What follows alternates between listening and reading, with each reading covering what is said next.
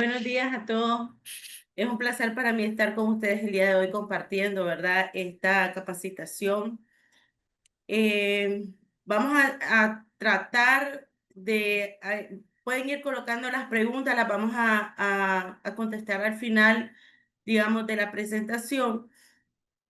Es un tema bastante amplio que he tratado de resumir en la hora que tenemos, ¿verdad? Para el día de hoy. Les comento que el Colegio de Contadores está trabajando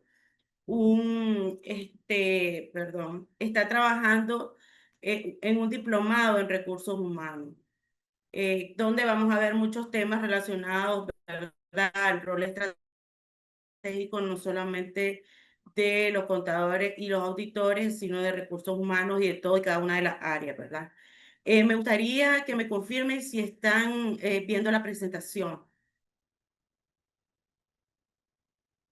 Se ve muy bien, maestra. Ok, perfecto. Gracias.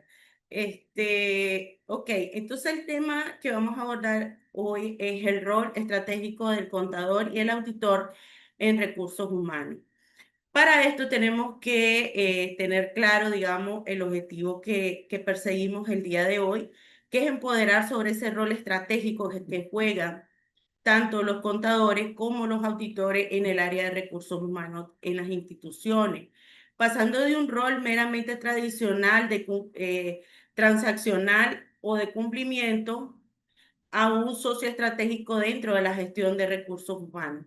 Sabemos que cada una de las áreas que tienen sus propias responsabilidades y muchas veces, digamos, por este afán y el volumen de trabajo que tiene cada una de las áreas, cuesta un poco, digamos, hacer esa sinergia necesaria para que se puedan jugar estos roles estratégicos.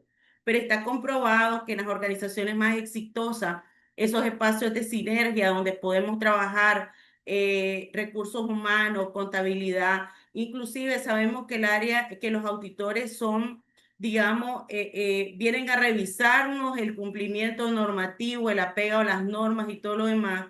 Sin embargo, en algunas organizaciones, los auditores, además de ser auditores, nos pueden apoyar, digamos, en algunas revisiones específicas del área de recursos humanos.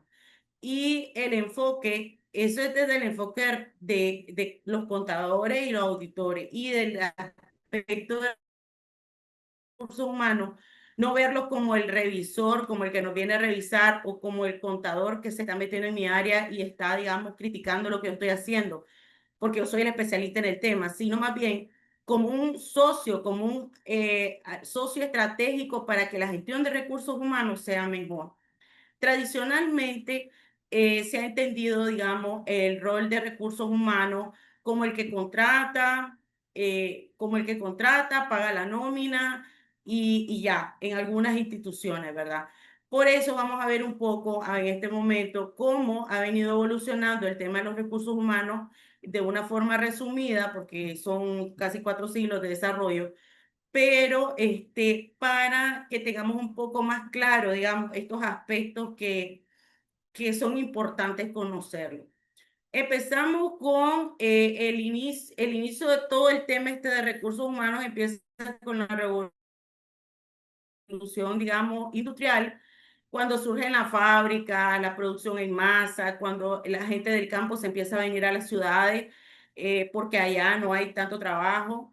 En este momento no existen la figura de recursos humanos, porque eso hasta el siglo XX, digamos, que se desarrolla bien el concepto. En este momento, los capataces y dueños de las fábricas gestionaban la mano de obra de una forma autoritaria y centrada en la producción.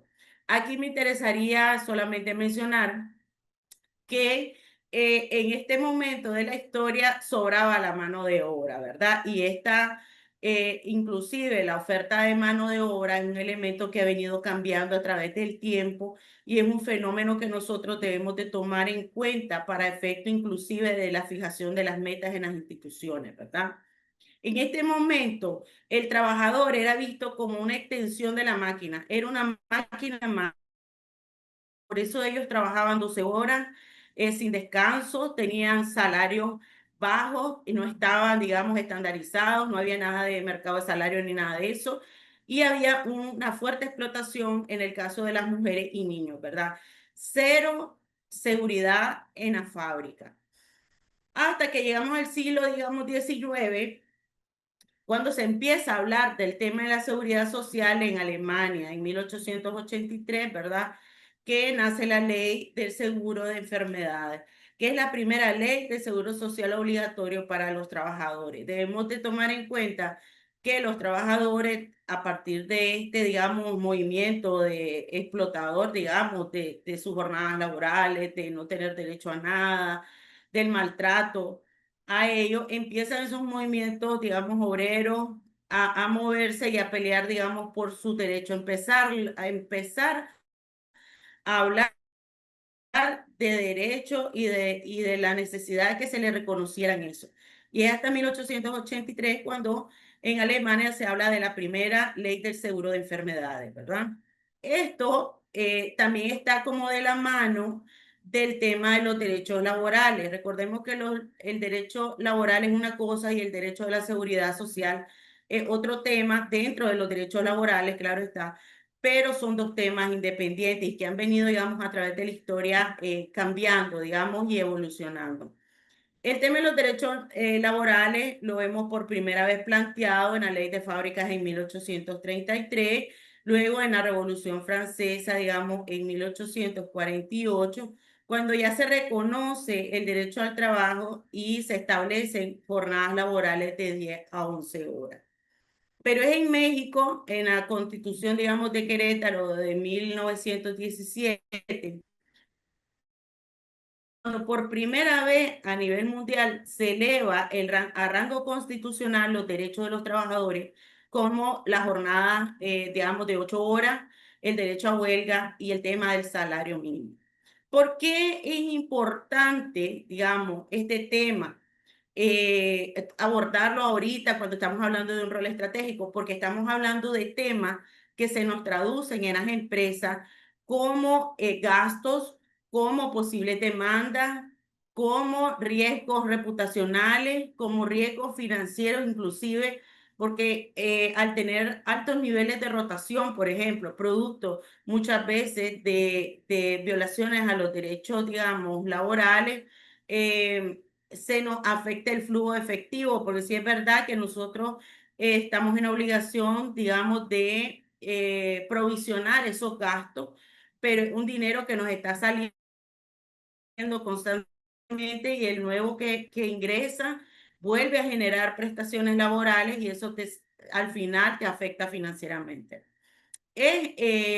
Los derechos laborales, digamos, a nivel global ya se consolidó en el siglo XX, para 1919, que es cuando ya se crea la Organización Internacional del Trabajo y la inclusión del derecho al trabajo en la Declaración Universal de los Derechos Humanos.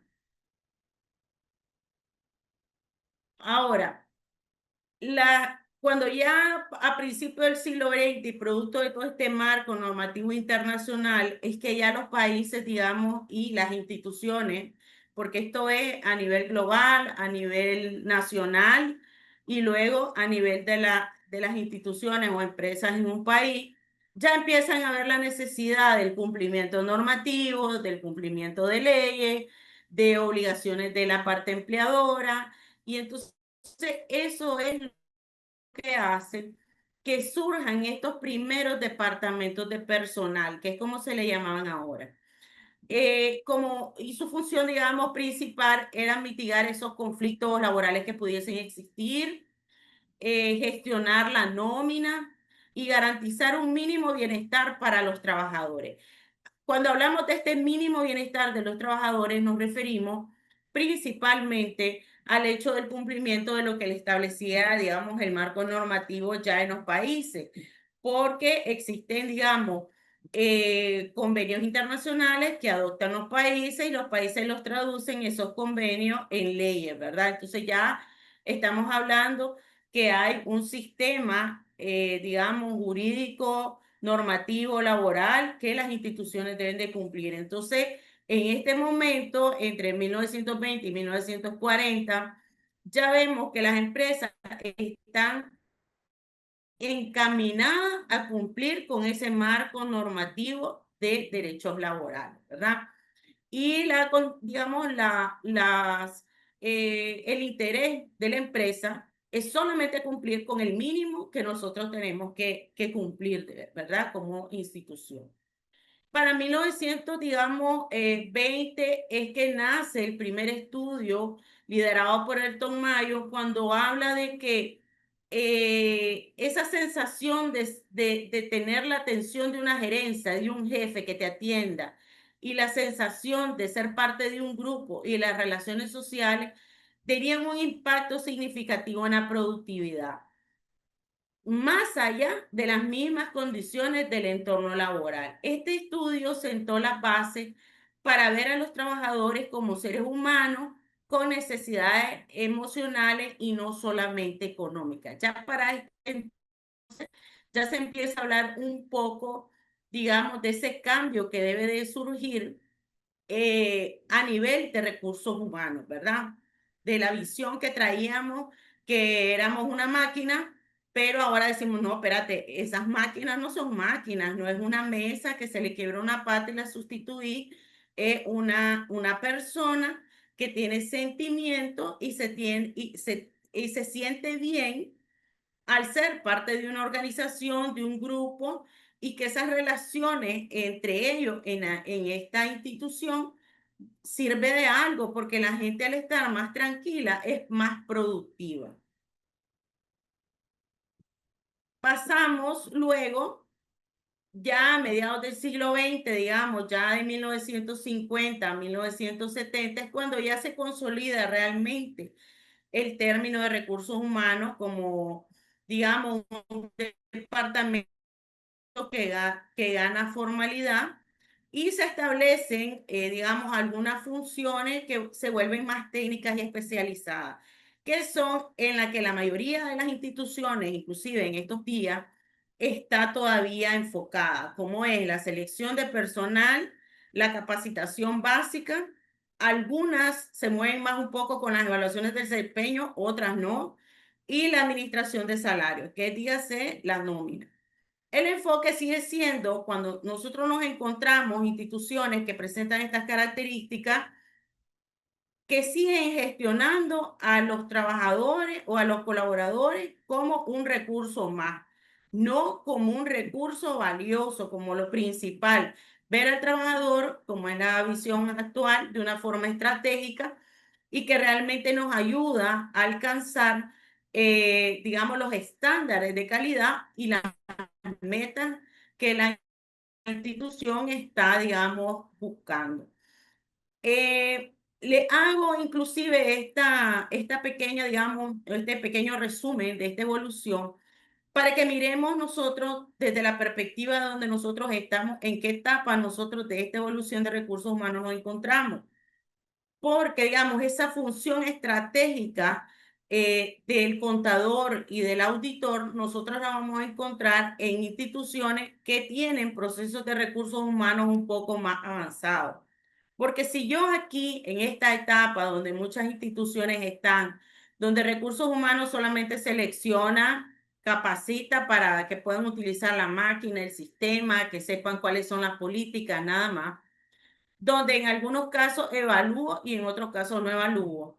Y donde tenemos una planilla que la hace recursos humanos, hay veces hasta contabilidad la hace y no se toma en cuenta nada más.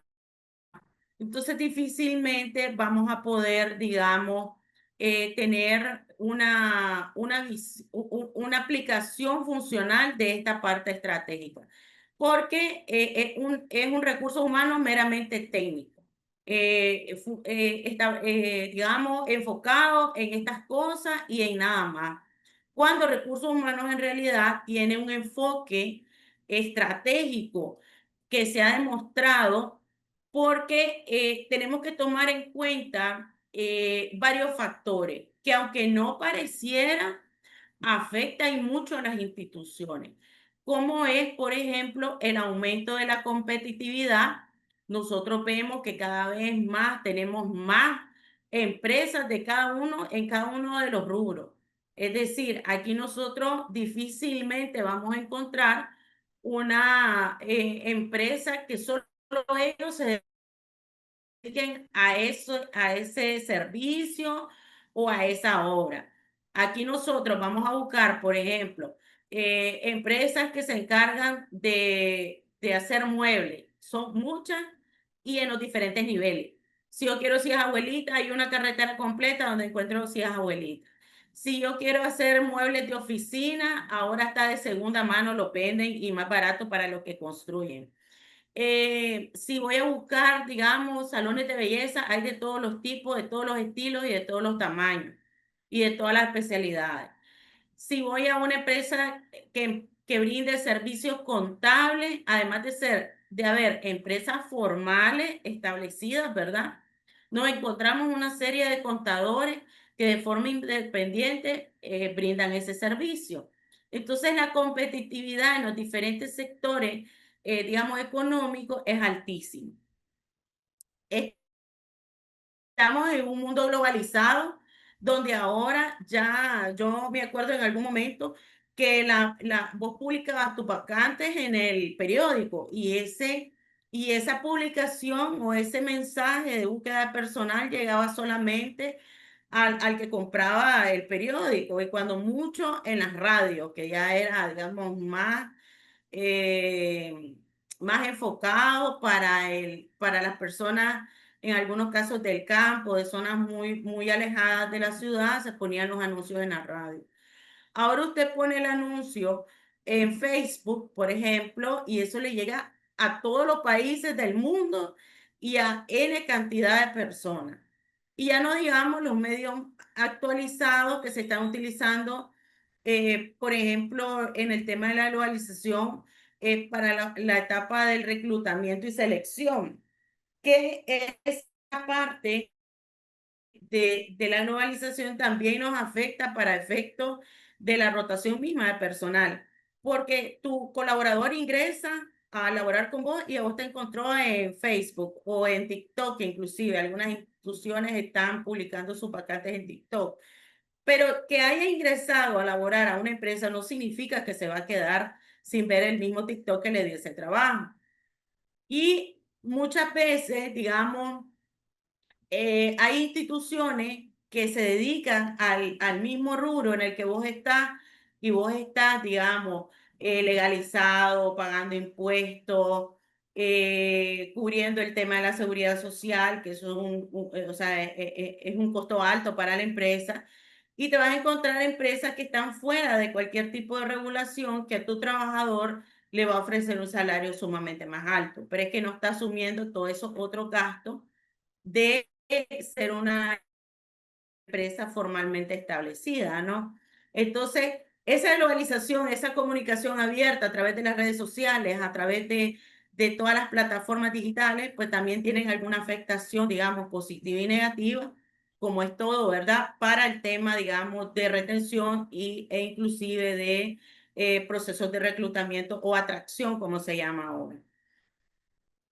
También ya en esta etapa estamos viendo que es importante alinear, digamos, todo el quehacer institucional a través de políticas de personal que tengan como objetivo, digamos, estandarizar los procesos. ¿A qué me refiero a esto? A que ya estamos viendo la necesidad, ya digamos, a partir de 1990, ya nosotros nos estamos dando cuenta que es importante tener políticas salariales, por ejemplo, a nivel de la institución, cuando tener muchas personas en los mismos cargos. Entonces, ya para esta época nos estamos dando cuenta que yo no le puedo pagar a Juancito 8.000 Córdoba y a Pedrito 15.000 y están ejecutando la misma labor, tienen las mismas responsabilidades y tienen la misma formación. No quiero decir con esto que las políticas salariales sean rígidas, porque no es así. Vos puedes tener un rango salarial como una política salarial, es decir, yo le voy a pagar a un oficial, por ejemplo, de servicio al cliente, le voy a pagar 13.500 Córdoba, de 13.900 Córdoba hasta 15.000. ¿Y cuál va a ser la variación? Bueno, la formación, la experiencia, ese tipo de cosas, digamos, que se deben de tomar en cuenta y deben de estar establecidas en las políticas de personal para dar un mejor sentimiento de pertenencia al personal. También en esta etapa ya se empieza a ver a los colaboradores como un activo estratégico. Es decir, ese elemento que es parte de la empresa, pero que es sumamente importante. Y ahí es donde vemos el cambio de la función de recursos humanos y se vuelve en una función proactiva. Es decir, yo no solamente estoy haciendo la técnica, haciendo mi planilla, contratando a la gente. Inclusive, nosotros para 1970 contratábamos a la gente sin un descriptor de puesto. Y ya aquí en los 90, como parte de esta estandarización que yo les decía, que ya se vienen, digamos, como organizando de mejor manera las instituciones, ya tenemos un descriptor de puesto que dice qué es lo que yo quiero para ese puesto, que es sumamente importante para efectos lograr los objetivos institucionales. Muchas veces cosas tan sencillas como este tema de los descriptores se vuelve un problema cuando yo estoy contratando gente y es algo estratégico, porque no solamente el tema de no contratar en el tiempo ni a la persona adecuada me va a afectar, digamos, el recurso financiero desde el sentido que no tengo a alguien haciendo esa labor, sino las horas que yo invertí en reclutar, las horas que yo estoy invirtiendo, cuánto vale una hora de un gerente general para que me seleccione a un personal, todos esos costos. Además, que como parte de la globalización, que ya lo vimos anterior, están las plataformas digitales de selección de personal, que eso tiene un costo. Hay plataformas desde $1,200 hasta $2,000 anuales que vos puedes tenerla, pero como un proceso, vos tenés la plataforma y estás contratando todo el tiempo, pero todo el tiempo ese personal se te va a ir rotando porque no es el personal adecuado para ese puesto. Ya, entonces la función de recursos humanos ya en esta etapa se vuelve más proactiva y desarrolla conceptos como el capital humano y ventajas competitivas a través de las personas. Y llegamos finalmente al siglo XXI, cuando la economía del conocimiento es bárbara, ¿verdad? El auge de la tecnología ha avanzado un montón y un elemento muy importante que lo puse por eso, entre comillas, que es la guerra por el talento.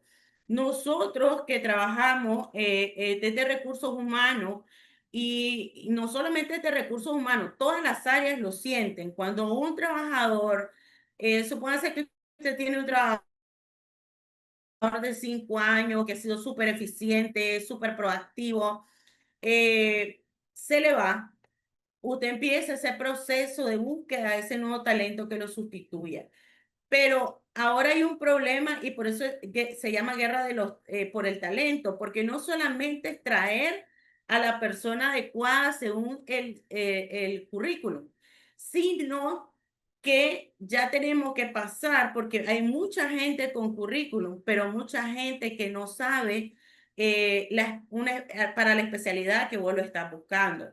Por ejemplo, en el caso de los mismos reclutadores, vos te buscas a un oficial de recursos humanos y a mí me ha tocado entrevistar personas con 20 años de experiencia y yo lo pongo a hacer una planilla en Excel y no la puede hacer. Y me puede decir usted, pero ¿cómo puede? Eso no es cierto. Sí, sí es cierto, porque está acostumbrado a estar trabajando con sistemas automatizado o con software de recursos humanos que te hacen todos los cálculos de manera automática, donde vos en una plantilla solamente agregas los nombres, la información general de tu trabajador y haces, digamos, la información básica, pues el salario, si va a ganar bonos, incentivos, etcétera. Y el día de la planilla, usted solo toca un botón y te sale la planilla genial, porque es sumamente fácil. Yo he trabajado con sistemas, le doy gracias a Dios, porque solo el cálculo del IR y cuando tenés, digamos, salarios variables y hacerlo uno a uno, pues es algo especial, pues. Entonces, conseguirme ese talento, que esté capacitado, que se ajuste inclusive, muchachos, a los principios de la empresa, porque ahora es un elemento, ahora en la gestión del talento, se toma en cuenta si los valores de la persona se alinean a tus valores como institución. Les pongo un ejemplo rápido. Si yo creo, o sea, si yo como candidato creo que apostar, por ejemplo, es un pecado, porque hay gente que piensa eso y se le respeta, yo no puedo contratar en un casino a una persona que tenga esa convicción, porque sus valores personales van a estar contrapuestos a los valores de la institución y eso a la larga va a hacer que la persona renuncie en un tiempo establecido. Entonces, vemos la importancia de cómo ha venido evolucionando esto y que el enfoque ya no solamente es gestionar los recursos, sino atraer, ahora ya la palabra no es reclutar, sino que vamos a atraer esos talentos a la institución para desarrollarlos, o sea, capacitarlos, que tengan una línea de crecimiento y retenerlos, que es lo clave en este proceso. Recursos humanos se convierte en un socio del negocio que utiliza el análisis del personal para toma de decisiones informadas. Y es aquí, en la toma de decisiones informadas, donde contabilidad, los contadores y los auditores juegan un papel sumamente importante. Ahora, también el análisis de personal nos va a llevar a tener una cultura, a formar una cultura empresarial y centrarnos en la experiencia del colaborador en la institución. Ya el colaborador y lo que le veníamos llamando trabajador es visto como un talento, un individuo con potencial único. O sea que ya nosotros no podemos decir, o no deberíamos de decir, digamos, en las instituciones modernas y bajo los conceptos de las mejores prácticas del negocio, decir expresiones que yo he escuchado en algunas instituciones como rey muerto, rey puesto, un ejemplo. O todos son importantes, pero nadie es imprescindible. El enfoque ya en esta modernidad, digámoslo así, es tratar de retener al máximo al colaborador. Entonces nosotros pasamos de una visión mecanicista del trabajador, visto como una mecánica, ¿verdad? En el siglo XVIII, a una visión como un activo intangible y estratégico para el éxito de las organizaciones, ¿no? Ahora, nosotros, ¿cuál es ese rol estratégico que juega el contador y el auditor como socio de recursos humanos? Ok, nosotros primero y antes que todo debemos de tener claro que este cambio de paradigma de la gestión de recursos humanos no solo ha afectado al Departamento de Capital Humano, humano, como se llama en algunas instituciones, en otras se llama recursos humanos, en otras talento humano, sino que se redefine por completo la función del contador y del auditor. En el pasado, la relación de recursos humanos era puramente transaccional y lo limitábamos en el caso, digamos, de contabilidad a procesamiento de nómina, asegurar que el cálculo de los salarios fuera correcto, el impuesto, los beneficios, o desde la perspectiva, digamos, de la contabilidad de costos, que es registrar los gastos de personal como un simple egreso de la empresa. Y a nivel de la auditoría, eran auditorías de cumplimiento donde verificábamos que los procesos de nóminas estuvieran bien, que la contratación estuviera bien, que, digamos, la contratación en algunos casos estuviese bien, no en algunos casos, cuando hablo de algunos casos es porque que si le hicimos el contrato laboral, que si lo inscribimos al ICE, y eso es, digamos, una auditoría de cumplimiento. A mí, digamos, hace años, yo tengo 26 años, digamos, de experiencia en recursos humanos. Auditoría, lo único que me revisaba era nómina. Y yo he visto, a medida que ha pasado el tiempo, que ya la auditoría me revisaba la nómina y me revisaba también los expedientes laborales. Y hay industrias especializadas donde por cumplimiento normativo, por marco legal, deben de cumplir con algunos aspectos especializados o con algunos, digamos, certificaciones especializadas o autorizaciones de los entes reguladores de las de diferentes industrias que el auditor revise y verifica si está o no está cumplido, ¿verdad? Eh, Mientras que con la evolución hacia este gestión estratégica del talento humano, el contador y el auditor van a ser más que un controlador a un socio estratégico. Su valor no reside solo en exactitud numérica, sino en la capacidad de traducir esos datos financieros e información que impulse la toma de decisiones sobre el talento. Y aquí me refiero, por ejemplo, al análisis del valor del capital humano, que el contador no solamente va a registrar, digamos, el salario, sino que nos ayuda a medir el retorno de la inversión de programas, por ejemplo, de capacitación, de reclutamiento y bienestar. Y para esto, digamos, se responde a algunas preguntas como son, ¿cuánto nos cuesta la alta rotación de personal? ¿Cuál es el valor financiero de retener a un empleado clave? ¿Estamos obteniendo un retorno positivo de nuestra inversión en formación?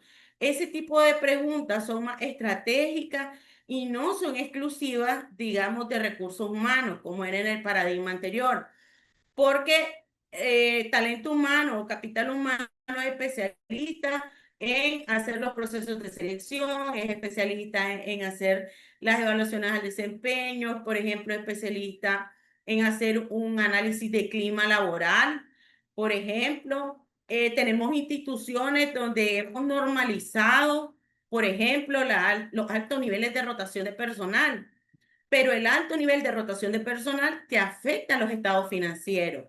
Entonces, es ahí donde el contador, por eso yo les decía al inicio que es importante estos procesos de sinergia entre las áreas. Ya como parte de esta evolución que hemos visto, ya estamos en un momento en que capital humano o recursos humanos es un área y no se mete con contabilidad, contabilidad no se mete con recursos humanos y etcétera, sino que de las mejores prácticas te indican que tienes que hacer procesos de sinergia con las demás áreas en algún espacio que se abra en las instituciones. Algunas tienen reuniones semanales, algunas tienen reuniones mensuales, pero el enfoque es distinto, no es venir yo y crucificarte porque tenés altos niveles de rotación, sí, pero el alto nivel de rotación ya lo hemos analizado.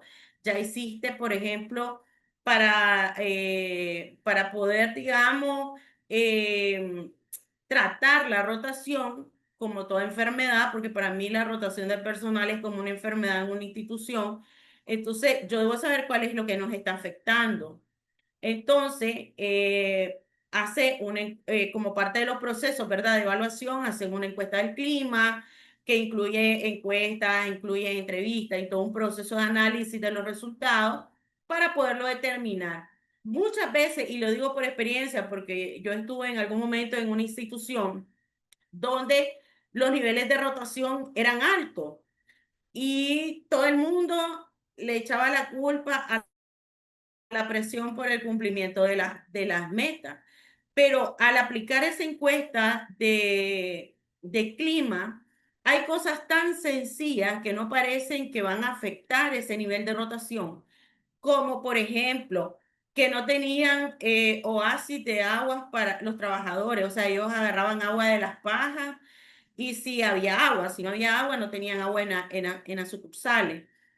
Como por ejemplo que a las CIAs no les daban mantenimiento, a las CIAs donde estaban de los colaboradores no les daban mantenimiento y ellos decían que estaban en mal estado y que les daba dolor de espalda.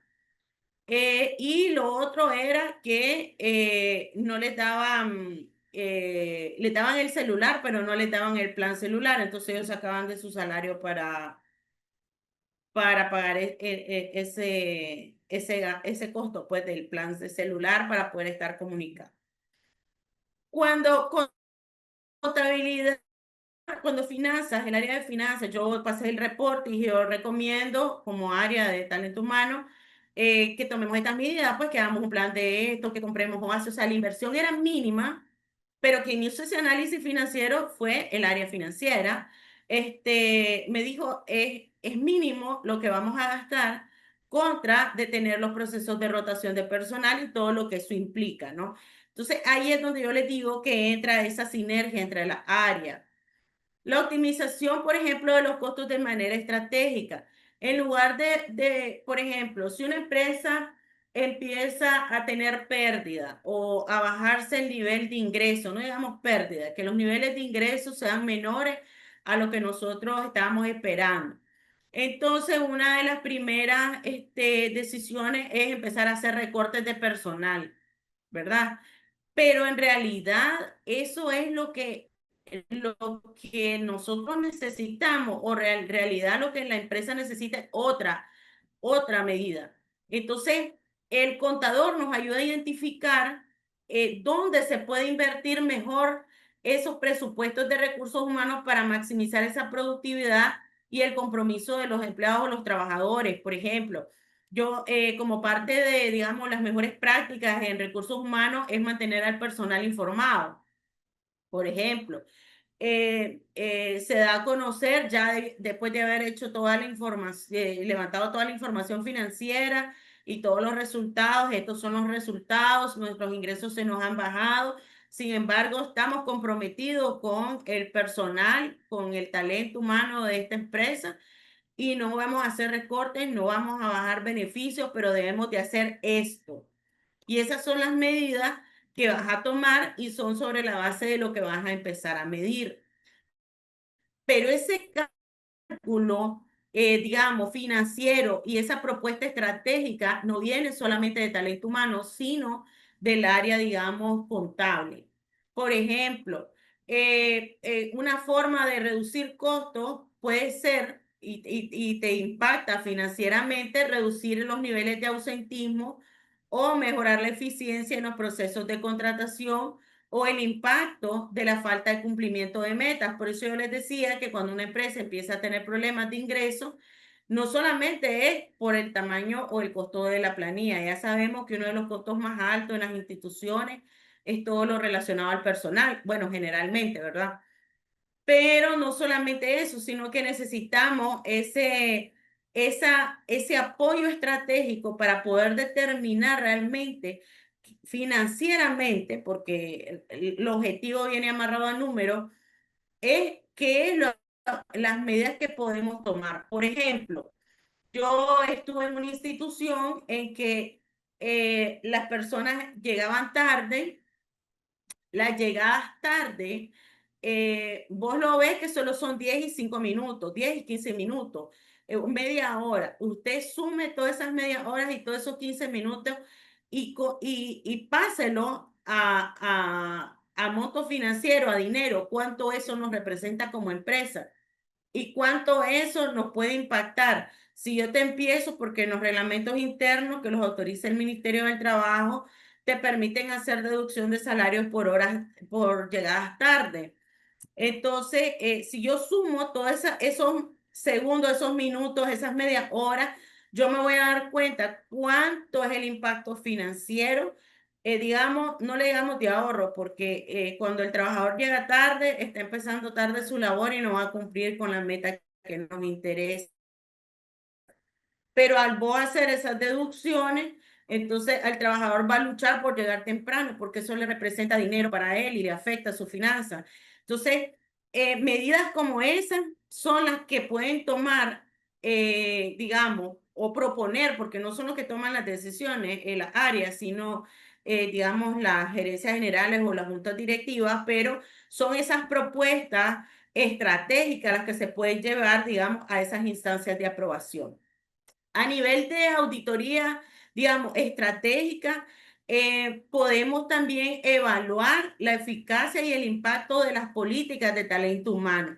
No solamente cuando yo hago la auditoría, revisar si las cumpliste o no, sino si realmente esas políticas tienen algún nivel de impacto positivo. Por ejemplo, podemos por retener al personal subir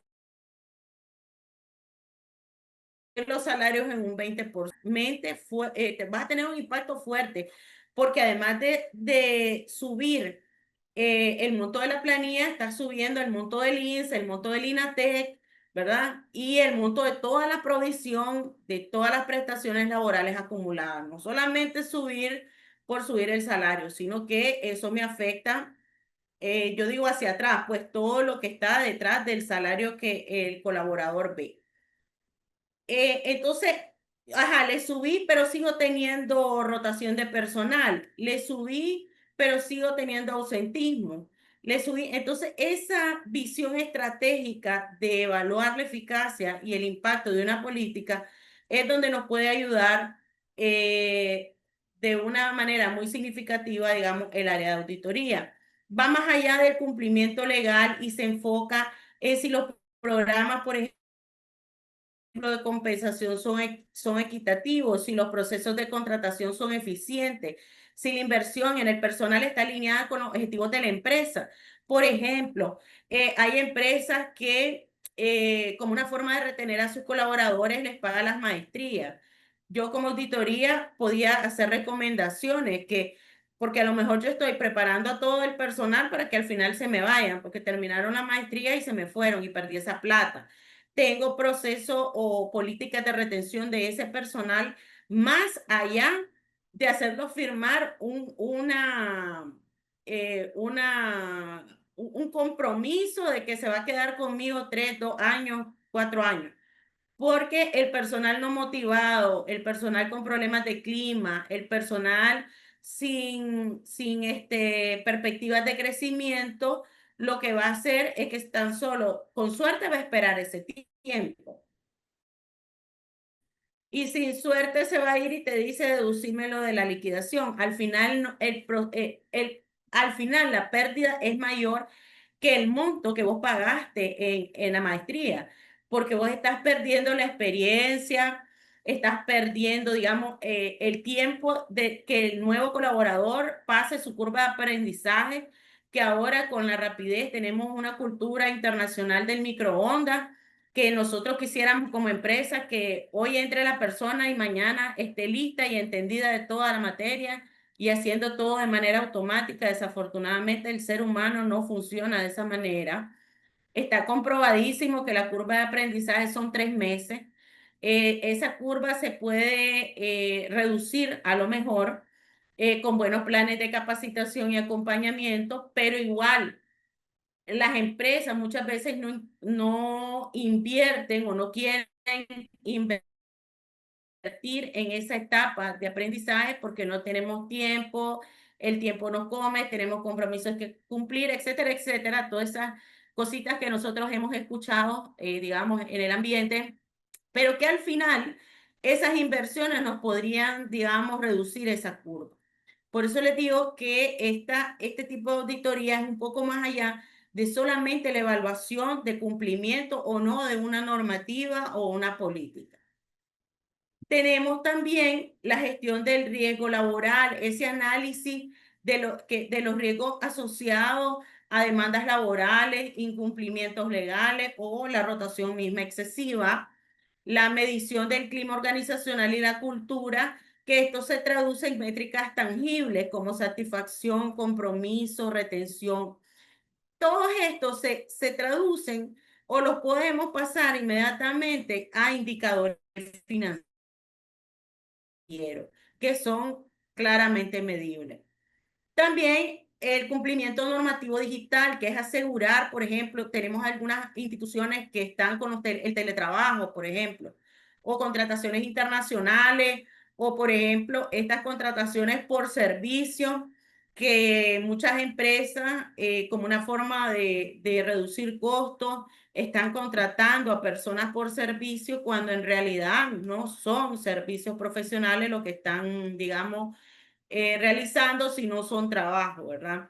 Entonces, este análisis, más que ver si tiene el contrato, es ver si en realidad ese contrato cumple con aquellas características civiles que me llevan a un contrato por servicio o en realidad la institución está tratando de tapar una obligación laboral, normativa, del marco regulatorio de lo laboral con este tipo de contrato. ¿Por qué? Porque al tratar, miren, dicen que todo se puede, más no todo se debe. El problema son todas las consecuencias legales que pueden tener. Contratan a alguien por servicios profesionales que anda en campo o aunque no ande en campo, que simplemente esté saliendo de su casa y vaya al puesto de trabajo. Si esa persona se accidenta y se comprueba que estaba laborando en esa empresa, entonces ahí tiene una consecuencia legal en lo relativo a la seguridad social. Ya no digamos si esa persona se accidentó y se murió, que es muy grave a nivel laboral, y entonces ahí no solamente te cae la seguridad social, sino te cae todo el peso y rigor del Código Laboral y de la Ley de Higiene y Seguridad, que es parte del marco normativo de lo laboral, donde inclusive no solamente son la cantidad de multas que puedan ponerte, que son 200 salarios mínimos si no lo tenés inscrito, etcétera, etcétera, sino que hay hasta en el Código Penal contemplado artículos de penalización como un delito el no tener inscrito a un trabajador como trabajador siéndolo, o sea, encubriendo esa parte del servicio profesional.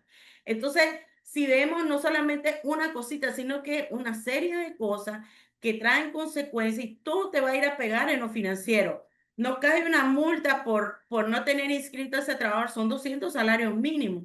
O sea, me va a afectar la parte financiera de la institución. No es un problema exclusivo de recursos humanos, es un problema de la institución como tal. Ahora, ¿qué indicadores, digamos, llevar en cuenta en esta parte estratégica? Los costos relacionados, por ejemplo, con la rotación de personal, que eso ya lo hemos conversado.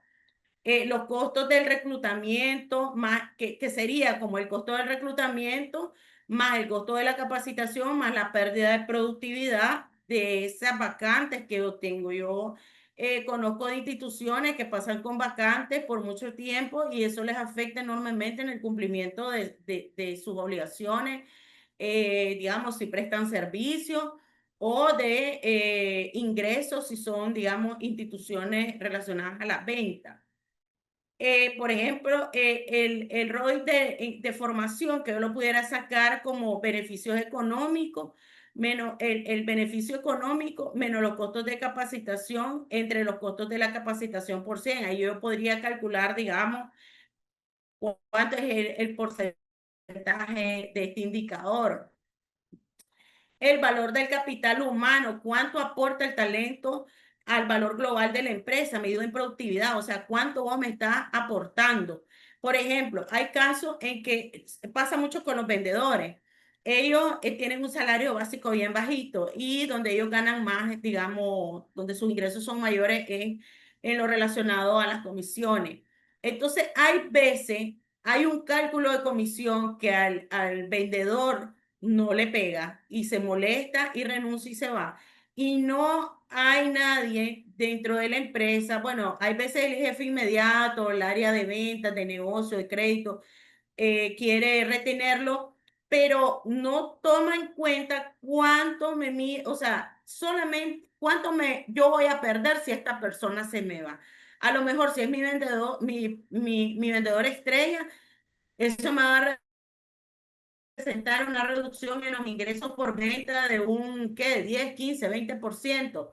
Yo conozco instituciones donde solamente un ejecutivo de venta está cumpliendo las metas y los demás están muy por debajo de la mitad. Entonces, ¿cuánto realmente yo como empresa voy a perder tan solo por no revisar un cálculo de un pago de un incentivo o una comisión? ¿Verdad?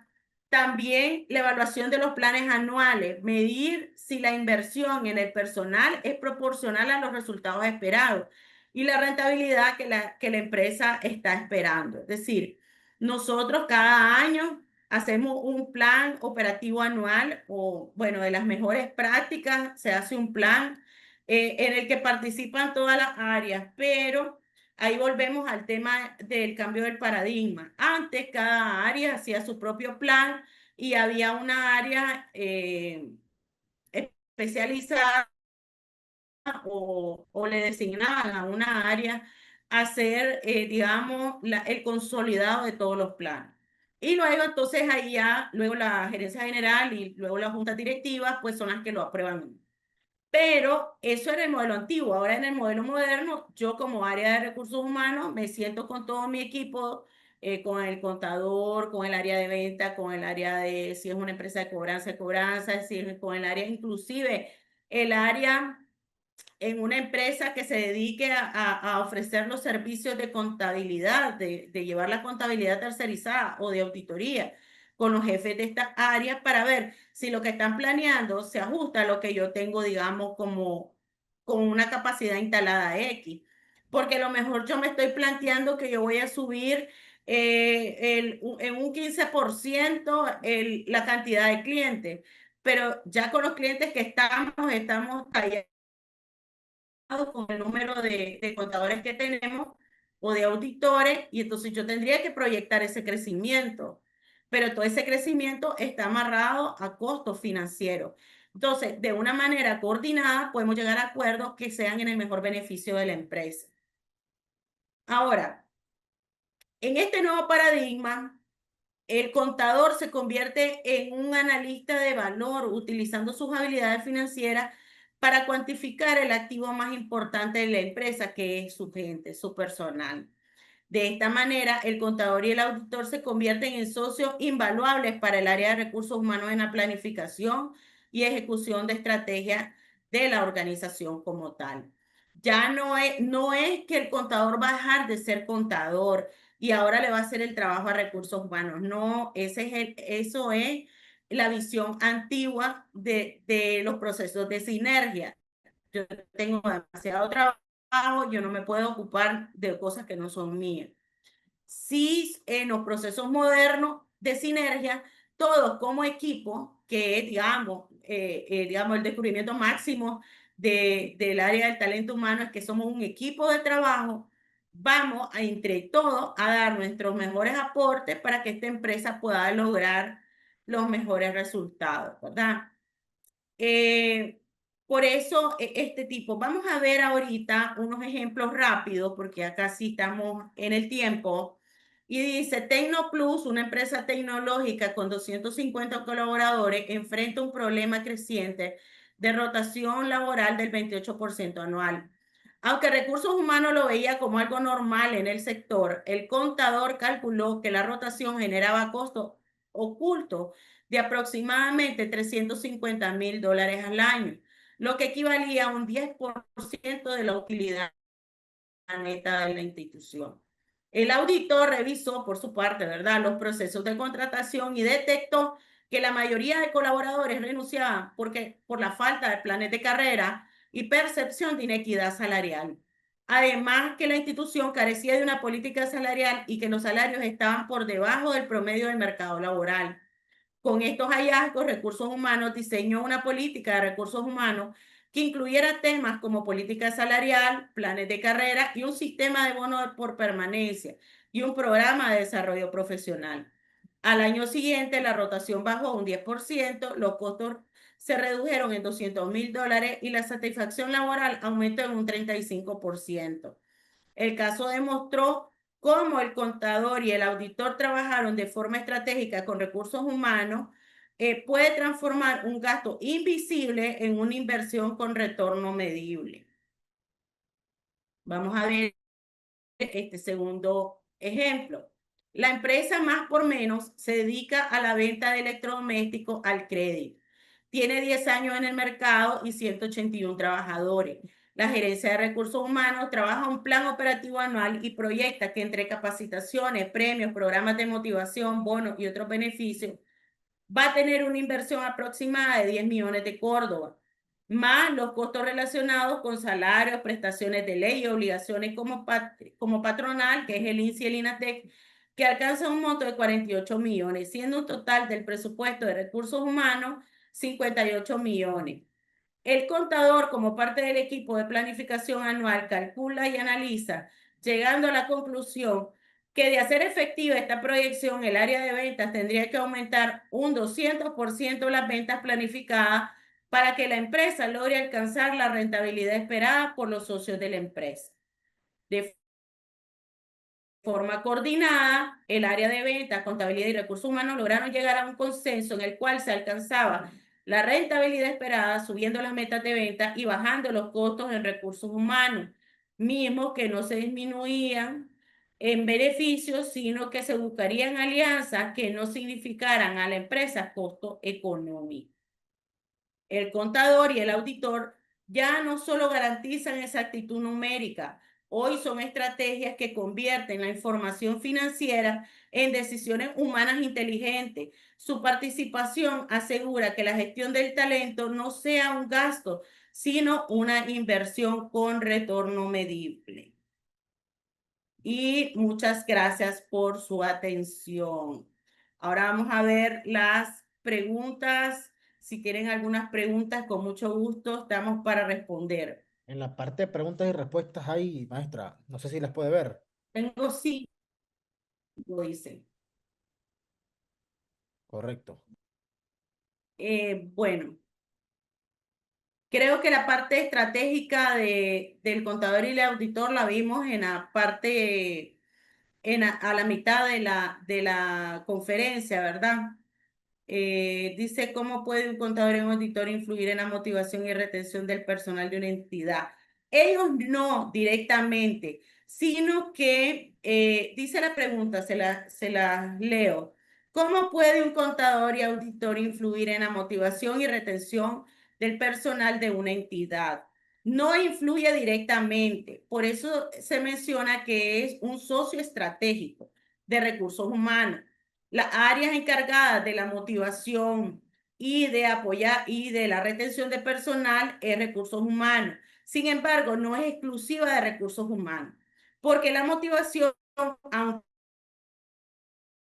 lo trabaja recursos humanos como un programa de motivación, es aplicado por todos los jefes de área. Entonces, digamos, si usted me dijera, ¿cómo puede influir el contador o el auditor? Si pueden influir directamente en sus áreas, siguiendo, digamos, estos programas de motivación y de retención de personal que pueda desarrollar recursos humanos. Ahora aquí dice... ¿Cómo puede el contador y el auditor dice, apoyar en el diseño de paquetes de compensación justos y sostenibles, haciendo el análisis financiero de las propuestas que realiza Recursos Humanos? Lo que sucede es que Recursos Humanos, para poder, digamos, hacer un paquete de compensación, tiene que hacer un análisis de mercado y tiene que ver cómo está el mercado laboral en cuanto, por ejemplo, en el tema de salario, en cuanto a salario, en cuanto a comisiones, si trabajan con comisiones, en cuanto a beneficios, inclusive, y con base a eso hacer las propuestas. El contador lo que ayuda es a hacer el cálculo financiero de esas propuestas y ver si son sostenibles para la institución, porque puede ser una propuesta genial, pero la institución financieramente no lo puede sostener. Por ejemplo, una empresa pequeña que recursos humanos se le ocurra incluir dentro de este paquete de beneficios el pago del transporte y la alimentación de todo el personal. Entonces, el contador lo que hace es el análisis financiero, si eso es viable o no es viable, y se lo da a conocer a recursos humanos para que ajuste su propuesta. ¿De qué manera ética profesional el contador y el auditor influyen en la confianza de los empleados de una identidad? Influyen haciendo los análisis financieros de manera objetiva y presentando los resultados en los tiempos esperados. Por ejemplo, hay instituciones bueno, hay algunas instituciones que tienen reglamentado publicar, por ejemplo, sus estados financieros. La persona que hace esos estados financieros es el contador y el auditor audita, valida que esa información sea correcta. E influye si esa información financiera es transparente y es correcta. No daría confianza una institución que hoy me sacó un estado financiero, mañana me sacó otro estado financiero del mismo mes. Después dijeron que hubo un error en la contabilización y no había, se registró en una cuenta equivocada. ese tipo de situaciones no te dan confianza como trabajador, porque no sabes cuál es la situación financiera de la institución. Esta institución, generalmente el colaborador, uno de los elementos importantes en el tema de la retención es dar a conocerle que son al colaborador que son una institución estable financieramente en la que pueda crecer. Nadie va a querer estar en una institución en la que no sé si va a quebrar hoy o mañana. Me da inestabilidad y yo como colaborador voy a buscar una institución que me brinde esa seguridad. Ok, aquí dice, vamos al otro comentario. Habría que diferenciar los roles de la auditoría. Regálenme un minuto que se me movió. Habría que diferenciar los roles de la auditoría. Los objetivos son diferentes en una auditoría interna y una auditoría externa. Los auditores internos ayudan a diseñar los temas organizativos de la empresa y a esa la eficacia de todas las políticas, mientras que la auditoría externa se centra en las finanzas, los riesgos claves asociados a la actividad financiera de la empresa implementada por la gestión de riesgos. Sí, tiene toda la razón. Lo que sucede es que por un tema de tiempo, no pudimos ampliar, digamos, esa diferenciación. Sin embargo, espérenme, que se me movió. Sin embargo, también cuando hacen auditoría externa, por ejemplo, revisan, digamos, el cumplimiento normativo o legal y también evalúan esos riesgos asociados a esas prácticas. Entonces, ahí sí, la auditoría externa, digamos, puede hacer, digamos, algunas recomendaciones que pudiera ayudar a la institución de una manera externa, porque lo están viendo desde afuera y de manera objetiva. Y la auditoría interna, apoyar procesos internos, como bien dice el comentario, en fortalecer esos procesos organizativos de la empresa. ¿Cómo puede el contador o auditor para que no existan salarios de 15,000 para profesionales de nuestro gremio? Que esos 15,000 solicitan muchos requisitos adicionales. Bueno, eso ya depende, digamos, de cada institución. Precisamente ahora la visión de recursos humanos o de talento humano, yo les estaba diciendo que es atracción de personal. Precisamente la función del talento humano es atraer al mejor talento. Y si una de las formas de atraer el mejor talento es a través de los salarios, bueno, ahora no solamente es los salarios, también el clima laboral, pues entonces es valioso pues para la institución, pero eso ya va a variar de empresa a empresa. Sin embargo, anualmente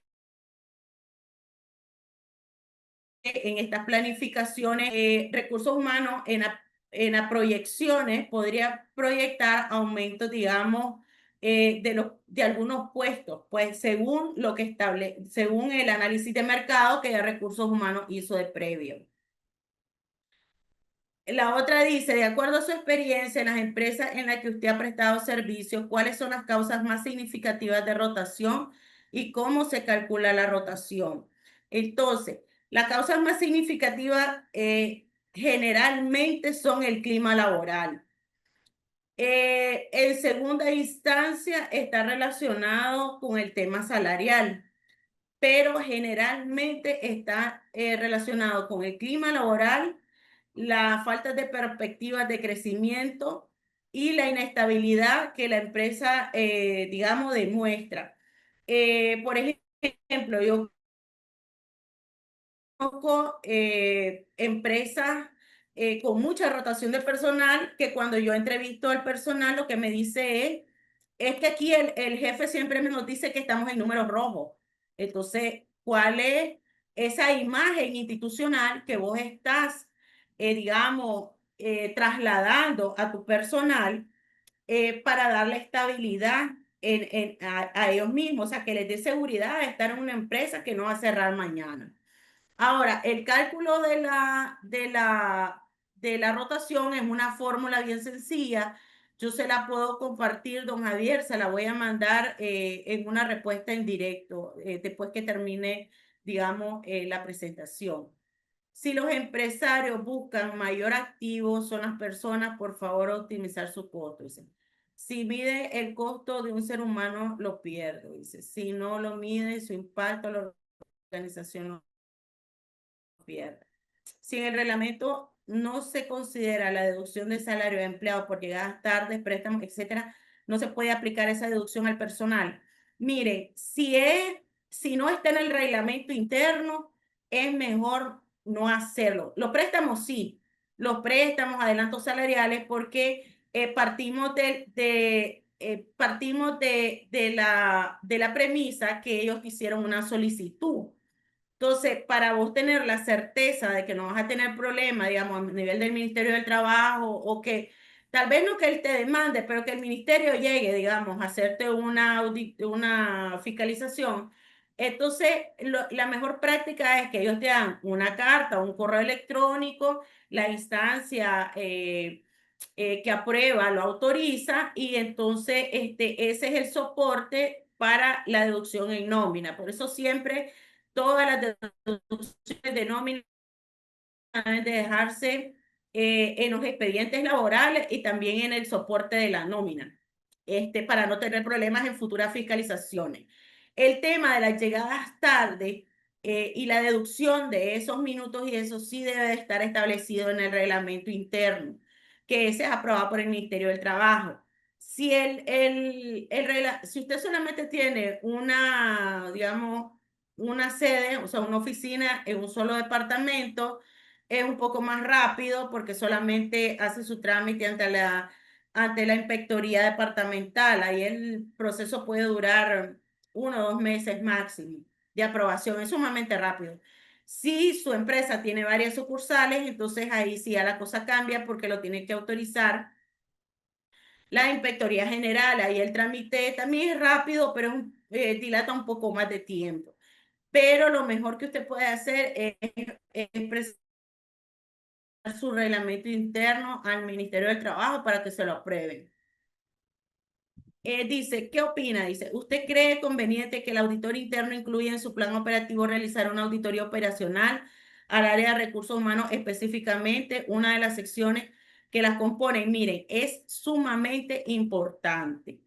Precisamente por eso les estaba invitando al diplomado de recursos humanos, porque ahí vamos a ver todo el corazón y el cómo funciona recursos humanos y qué plataformas utiliza que son auditables. Por ejemplo, por mi experiencia, cuando a mí me auditan en recursos humanos, me piden expedientes, planillas.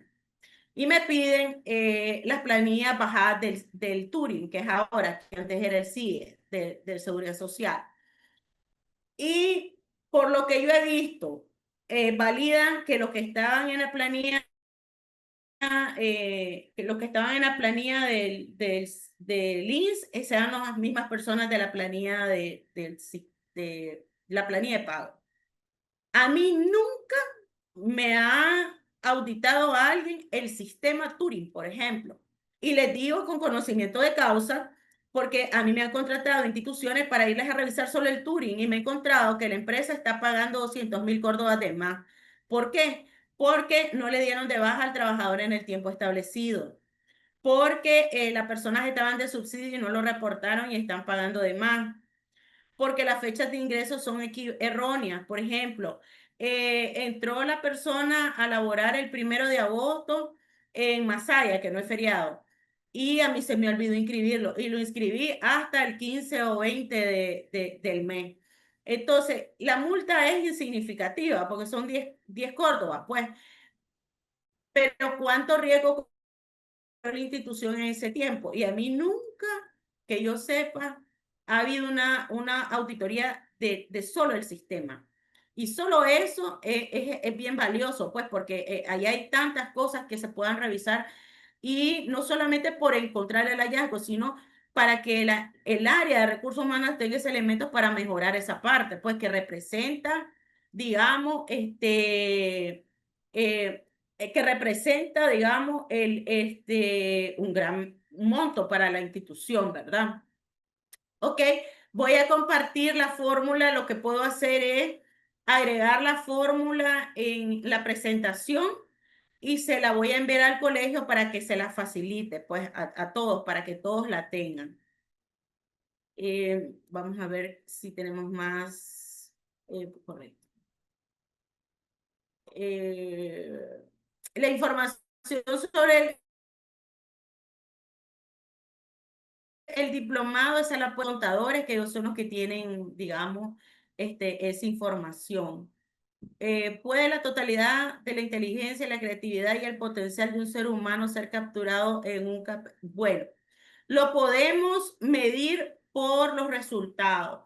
Al final recuerden que toda la inteligencia, la creatividad y todo el potencial que nosotros lo vamos a ver representado en números.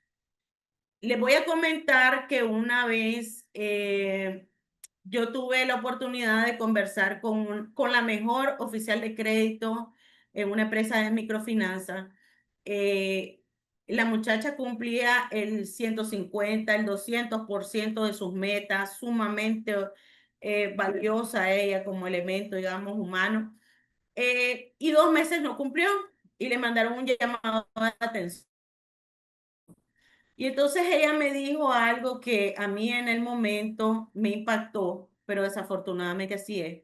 Y me dijo, a mí me ven como un número, no han visto que toda la vida he sobrecumplido y ahora tengo 2 meses de no sobrecumplir y me mandan un llamado de atención.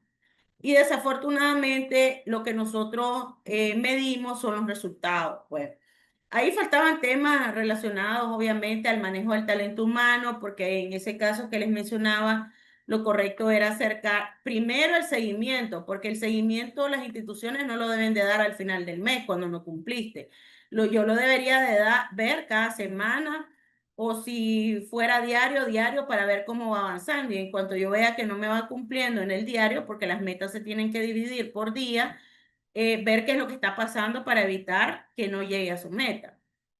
Pero todo ese potencial humano, todo ese potencial que nosotros lo vamos a ver, sí se capturan en los indicadores de desempeño, en esos KPMI que tiene cada puesto. Por eso, cada vez que usted trabaja a nivel institucional, su manual de organización y funciones, que ya tiene todas sus funciones, digamos, determinadas, usted a la par debe trabajar un sistema de evaluación al desempeño coherente con esas funciones que aquí me decís qué voy a hacer y allá me vas a decir cuánto es lo que yo tengo que lograr, que es la forma de medir todos esos elementos que tiene el ser humano. De acuerdo a su experiencia, dice, en las empresas que usted ha prestado su servicio, las estructuras administrativas de estas empresas son adecuadas a su misión y visión a largo plazo y sus costos en estructura son adecuados. Miren, la visión y la misión de las instituciones va variando conforme al tiempo, porque cuando yo empiezo mi visión y mi visión, o sea, mi visión sí puede ser a largo plazo, muy largo plazo, pero la misión va a ir avanzando según se vaya desarrollando la empresa. Por ejemplo, si yo tengo, supóngase, un supermercado digital, supóngase, mi visión es brindarle el servicio de ese supermercado digital a toda Centroamérica y es donde yo me veo a futuro. ¿Yo puedo hacerlo ahorita? No puedo hacerlo porque estoy empezando en Nicaragua. Entonces mi misión será brindar el servicio de supermercado con la mejor calidad, etcétera, etcétera, al mercado nicaragüense. Y eso es lo que me determina eso. Y en función de eso, entonces yo trabajo cuál va a ser mi estructura actual. ¿En qué plazo? Ahora, en las proyecciones, en los planes estratégicos de las instituciones, ahora antes se hacían a 5 años, ya después de todo lo que ha pasado, se hacen a 3 años, porque puede haber una variación significativa. Por ejemplo, todo, nosotros antes de la pandemia, nosotros no nos imaginábamos que los delivery fueran tan valiosos. Y ya de un día a otro todo el mundo compra en línea. Pues. Entonces pueden haber cambios a nivel, digamos, de, del espacio en el que estamos que puede variar y entonces te va a cambiar la misión y la visión. El cambio de la misión y la visión son correctos y lo correcto es que se vayan adecuando al tamaño de tu empresa, porque si no, entonces tenés al personal perdido.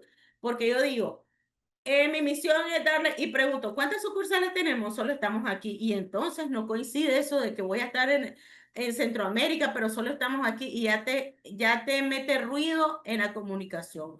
Entonces, lo más saludable es que las instituciones son pequeñas, tienen estructuras administrativas pequeñas, tienen su misión y visión ajustado a su plan estratégico de los 3 años. Ok, aquí dice... Vamos al siguiente. Cuando un trabajador está de subsidio, ejemplo, un año, ¿se tiene que provisionar sus prestaciones laborales? Sí, se tiene que provisionar. Y se deja hasta que le den ya la invalidez parcial, que esa la declara el INSS.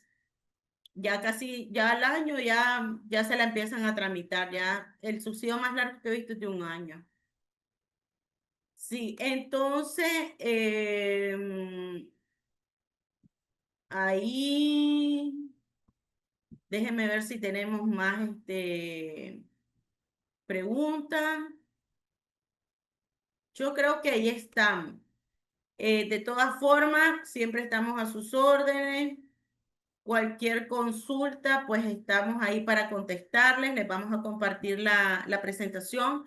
Les voy a agregar la fórmula de la rotación para que la puedan calcular y cualquier consulta, estamos a sus órdenes a través del Colegio de Contadores. Muchas Muchas gracias, maestra.